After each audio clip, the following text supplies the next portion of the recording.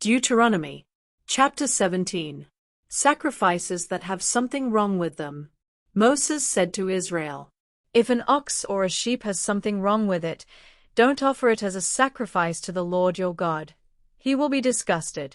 Put to death people who worship idols. Moses said to Israel, The Lord your God is giving you towns to live in. But later, a man or a woman in your town may start worshipping other gods, or even the sun, moon, or stars.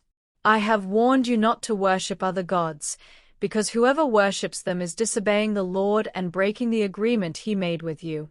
So when you hear that someone in your town is committing this disgusting sin, you must carefully find out if that person really is guilty.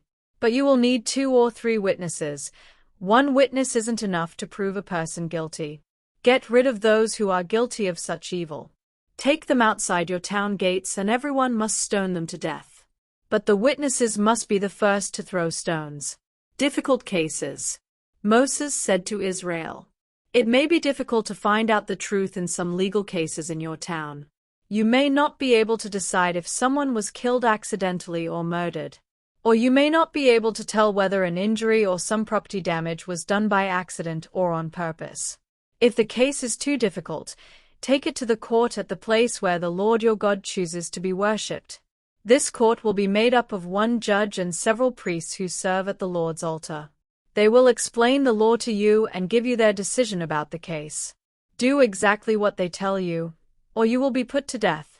When other Israelites hear about it, they will be afraid and obey the decisions of the court. The king. Moses said, People of Israel, after you capture the land the Lord your God is giving you, and after you settle on it, you will say, We want a king, just like the nations around us.